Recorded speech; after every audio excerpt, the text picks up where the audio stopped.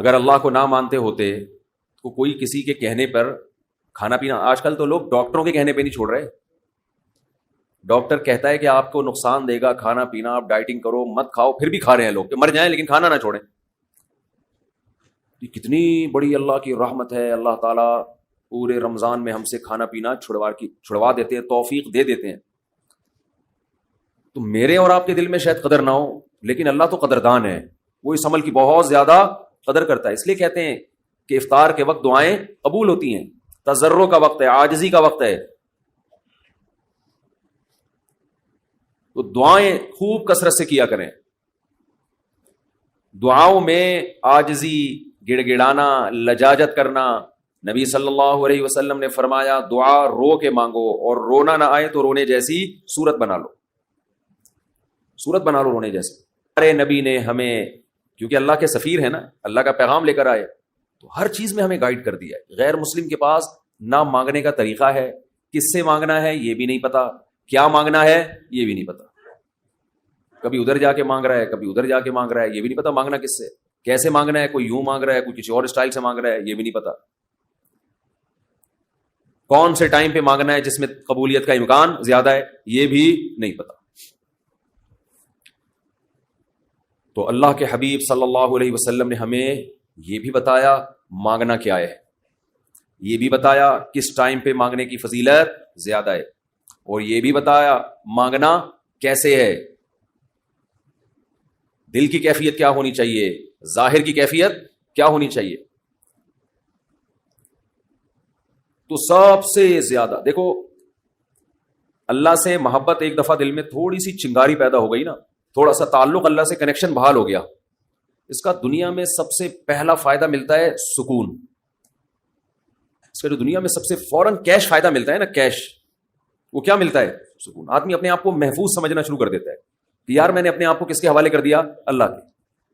سب سے پہلا فائدہ یہ کہ بالکل ایسے جیسے ڈاکوؤں کا خطرہ ہو چاروں طرف سے، اور آپ نے دیکھا جی پولیس کی 3-4 موبائلیں ہمارے گھر کے قریب آ کے کھڑی ہو گئی، آدمی لوگ سکون میں آ جاتے ہیں، یار کم از کم یہاں پر موبائل سنیچنگ نہیں ہوگی، سکون سے سو جاؤ. تو جب انسان اللہ سے مانگتا ہے اور اپنے آپ کو اللہ کے حوالے کرتا ہے، اور اللہ تعالیٰ نے مانگنے میں کوئی شرطیں نہیں لگائیں، یہ بڑی زبردست بات ہے. کوئی شرطیں نہ کہ یہ والے قوائف پورے کرو گے تو پھر مجھ سے مانگو، ورنہ تمہیں مانگنے کی اجازت نہیں ہے. کوئی چرسی ہے تو جب تک چرس نہیں چھوڑے گا مجھ سے مانگ نہیں سکتا. کوئی بے نمازی ہے تو جب تک نمازی نہیں بنے گا مجھ سے مانگ نہیں سکتا. اللہ کہتے ہیں مجھ سے یہی مانگ لو، یہی مانگ لو. اللہ میں بے نمازی ہوں، مجھے کیا بنا دے؟ نمازی بنا دے. جو چیز نہیں ہے وہی مانگو اللہ تعالیٰ سے. وقال ربکم ادعونی استجب لکم، قرآن کہتا ہے، تمہارا رب کہتا ہے مجھ سے مانگو میں تمہاری پکار کو قبول کروں گا. اور کمال کی بات یہ ہے، پہلے مجھے اس آیت کی تفسیر سمجھ میں نہیں آتی تھی. اللہ کہتے ہیں مانگو میں تمہیں دوں گا، نہیں مانگو گے ایسے متکبرین کے لیے میں نے جہنم کی آگ رکھی ہے بھائی. یہ سمجھ سے بالاتر. میں آپ سے کہہ رہا ہوں مجھ سے قرضہ مانگو، آپ کہتے ہیں شکریہ جی آپ نے آفر کی، ضرورت ہوئی تو مانگیں گے، نہیں تو ٹھیک ہے جی بہت شکریہ. میں کہہ رہا ہوں اگر نہیں آئے نا مانگنے کے لیے، پھر دیکھو میں گنڈے بھیجوں گا، کٹ لگواؤں گا. آپ کہو گے یہ کون سا طریقہ ہے بھائی، یہ مجھ پر احسان کر رہے ہو یا گن پوائنٹ یہ زبردستی کروا رہے ہو کام؟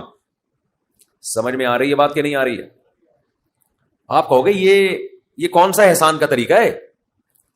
میں آپ سے کہہ رہا ہوں کہ آپ میری دعوت پہ آئیے گا، مجھے بڑی خوشی ہوئی ہوگی، آپ کہیں گے تھینک یو، بہت شکریہ آپ کا، آپ نے یاد کیا ہمیں. پھر میں کہتا ہوں اگر نہیں آئے نا گنڈے بھیج کے میں کٹواؤں گا. آپ کہو گے یہ زیادہ ہو گئی ہے، یہ کیا ہو گئی ہے، یہ دعوت نہیں ہے، یہ تو ایک طرح کا جرمانہ ہے میرے اوپر لگا دیا تم نے. میں آپ سے کہتا ہوں بھائی میں علاقے کا ناظم ہوں، میں علاقے میں یہ تھانے کا میں ڈی ایس پی ہوں، کوئی مسئلہ ہو میرے پاس آنا. آپ کہیں گے سر آپ کا بہت شکریہ، آپ کا ٹرانسفر ہوتے ہی آپ نے سب سے پہلے مجھے یاد کیا، کوئی بھی ضرورت ہوگی آپ کو بتاؤں گا، آگے سے تڑی لگا دی. اگر تمہیں کوئی ضرورت پڑی اور نہیں بتایا نا بھائی، سب سے پہلے لاکر میں تمہیں ڈالوں گا. تو آپ کہیں گے سر یہ آپ مجھے عزت دے رہے ہیں، یہ میری توہین کر رہے ہیں. تعجب کی بات ہوگی کہ نہیں ہوگی؟ تو اللہ تعالیٰ تو یہی انداز اختیار کر رہے ہیں کہ مجھ سے مانگو میں تمہیں دوں گا. ان الذین یستکبرون عن عبادتی سیدخلون جہنم داخرین، نہیں مانگا تو ایسے لوگ ذلیل ہو کر جہنم میں داخل ہوں گے. یہ کچھ بات سمجھ میں آ رہی ہے بھائی؟ یہ تو عجیب سی بات ہے نا کہ مانگو، نہیں مانگا تو میں نہیں چھوڑوں گا تمہیں. اصل بات یہ ہے کہ علاقے میں ایس ایچ او آیا، کوئی محلے کا دادا آیا، وہ آپ سے کہتا ہے کوئی پرابلم ہو بتانا، آپ کہتے ہیں بڑی نوازش آپ کی، پھر بھی آپ اس کو پرابلم نہیں بتاتے، وہ غصہ نہیں آتا، اس کو غصہ نہیں آتا، اس لیے کہ وہ مخلوق ہے، وہ عاجز ہے، اسے پتا ہے کہ بعض دفعہ بندے کو کام پڑتا ہی نہیں ہے، بعض دفعہ پڑتا ہے تو اس کے کوئی دوسرے تعلقات ہوتے ہیں، بعض دفعہ کام پڑتا ہے لیکن وہ چاہتا ہی نہیں ہے کہ کام ہو، ایسا ہی رہے معاملہ. لیکن اللہ کے ہاں یہ تینوں آپشن آپ کے پاس نہیں ہے. آپ یہ کہیں کہ اللہ تو نے مجھ سے کہا تھا کہ میں تجھ سے مانگوں، لیکن میری کوئی ایسی ضرورت ہی نہیں جو میں مانگوں تجھ سے، یہ کہہ سکتے ہو کیا ہے بھائی؟ اس کا مطلب تم اللہ سے مستغنی ہو گئے، اللہ کے دیے بغیر بھی تمہیں دائیں بائیں سے تمہارے کھانچے کھلے ہوئے ہیں، جو اگر کھلے ہوئے ہیں تو وہ کھانچے کس کے اختیار میں ہیں؟ وہ تو اللہ کے ہاتھ میں ہیں. آپ یہ بھی کہہ سکتے ہو کہ مجھے اس لیے مانگنے کی ضرورت نہیں کہ میرے تو سارے مسائل حل ہو رہے ہیں، میں صبح میری جاب لگی ہوئی ہے، میری تنخواہ ہے، ملٹی نیشنل کمپنی میں اچھی سیٹ پر بیٹھا ہوا ہوں میں، میری سیلری گھر آ جاتی ہے، مہنگائی بھی نہیں ہے، پیٹرول بھی نئی حکومت نے سستا کر دیا ہے وغیرہ وغیرہ، تو اب تو کوئی مسئلہ ہی نہیں ہے. تو اللہ کہے گا اگر کوئی مسئلہ نہیں ہے بالفرض، اور وہ تو پاکستان میں ہو اور مسئلہ نہ ہو، یہ ہو نہیں سکتا. یہ تو پھر اس کا مطلب ہے آپ سو رہے ہیں، آپ کی کوئی اٹھائے گا اور آنکھ کھل جائے گی آپ کی. تو آپ کے ساتھ اگر کوئی مسئلہ نہیں ہے، آپ ان اسباب کو دیکھ رہے ہو، اس کا مطلب آپ سمجھتے ہو کہ ہوتا اسباب سے ہے، اللہ سے نہیں ہوتا. بھئی اللہ تو جب چاہے ان اسباب کو فیل کر دے. آپ اپنے آپ کو خدا سے مستغنی سمجھ رہے ہو، آپ سمجھ رہے ہو مجھے خدا کی ضرورت نہیں ہے. اس پر اللہ عذاب دے گا کہ تو اپنے آپ کو یہ سمجھ کیسے بیٹھا کہ تجھے ضرورت نہیں ہے میری. یہ ایسے محلے کا کوئی دادا آیا اور سارے کام اس کے ہاتھ میں، اس نے آپ سے بولا کوئی تنگ کرے تو مجھے بتانا، اور اسے پتا ہے کوئی نہ کوئی تنگ کر رہا ہے اس کو، آپ پھر بھی نہیں بتا رہے اس کو. وہ بلائے گا، بولے گا بھائی آپ کیوں نہیں بتا رہے؟ آپ کہتے ہیں بھائی کوئی مجھے تنگ کر رہا ہے تو میں برداشت کر رہا ہوں، اس لیے نہیں بتا رہا. اس پہ غصہ نہیں آئے گا اس کو. لیکن اگر آپ نے اس سے کہا کوئی مجھے تنگ کر رہا ہے، میں آپ کو اس لیے نہیں بتا رہا کہ مجھے پتا ہے کہ میرے جاننے والے ہیں وہ مجھے بچا لیں گے، اس دادے کو غصہ آئے گا کہ میرے علاوہ کون اس محلے کا دادا ہے بھائی. آئے گا کہ نہیں آئے گا؟ تو اللہ کے سامنے ہم یہ بھی نہیں کہہ سکتے کہ اللہ یہ پریشانیاں مجھے تنگ کر ہی نہیں رہی ہیں، مجھے کوئی ٹینشن ہے ہی نہیں. یہ بھی نہیں کہہ سکتے. اس لیے نہیں کہہ سکتے کہ ہم انسان ہیں، مخلوق ہیں، اللہ کے ہاتھ میں سارے اسباب ہے. وہ جب پریشان کرنے پر آئے گا، وہ مصیبتیں دینے پر آئے، ہم میں سے کسی میں دم نہیں ہے کہ ان مصیبتوں کو اس کی توفیق کے بغیر برداشت کر لیں. یہ ممکن نہیں ہے. اور یہ بھی ممکن نہیں ہے اس کے علاوہ کوئی وہ مصیبتیں ہم سے دور کر دے. تو کتنی بڑی وعید ہے دعا نہ مانگنے پر. اور جو لوگ دعا نہیں مانگتے، حقیقت یہ ہے کہ وہ اپنے آپ کو دعا سے مستغنی سمجھتے ہیں. وہ کہتے ہیں مجھے ضرورت کیا ہے. میں ایک چٹکلا سناتا ہوں نا ایسے موقع پہ. ایک آدمی اپنا گدھا بیچنے جا رہا تھا بازار میں. کسی نے پوچھا کیا کر رہا ہے؟ اس نے کہا کہ یہ گدھا میں جاؤں گا مارکیٹ میں لاکھوں کا بکے گا. کسی نے کہا کہ انشاءاللہ کہہ دے کہ اگر اللہ نے چاہا. اس نے کہا انشاءاللہ، یعنی اللہ نے چاہا کہنے کی کیا ضرورت ہے؟ گدھا میرے ہاتھ میں، نسل اس کی اچھی ہے، مارکیٹ میں گدھے کی مانگ بھی ہے. گدھے مارکیٹ سے کیا ہو گئے ہیں؟ شارٹ. اگر وہ ہماری مارکیٹوں میں آتا، اسمبلیوں میں آتا، پتہ چلتا ہے یہاں مارکیٹ سے شارٹ نہیں ہے، ہول سیل کے حساب سے ہمارے ہیں. تو اب اسے لوگ کہہ رہے ہیں کہ بھائی بول دے اگر اللہ نے چاہا. وہ کہہ رہے اللہ نے چاہا کہ سب کچھ صحیح ہے، سب کچھ صحیح ہے. مارکیٹ میں گدھوں کی ویلیو بھی ہے اور انتظار میں بھی ہیں لوگ، تو منہ مانگی قیمت پہ بکے گا. اچانک کوئی مارکیٹ میں جب پہنچا، ڈاکو آیا، گدھا چھین کے لے گیا، یا اس گدھے کو بیماری ہوئی مر گیا. اب یہ خالی ہاتھ آ رہا ہے. اسی بندے سے رابطہ ہوا، اس نے پوچھا ہاں بھائی کیا ہوا؟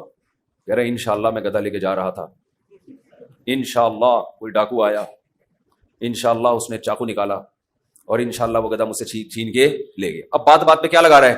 انشاءاللہ. اس نے کہا کم بخت جب لگانا تھا تو اس وقت تو لگایا نہیں انشاءاللہ، اور اب لگا رہا ہے. تو ہم پر جب مصیبت پڑتی ہے پھر ہم کہتے ہیں یار اللہ کہاں ہے؟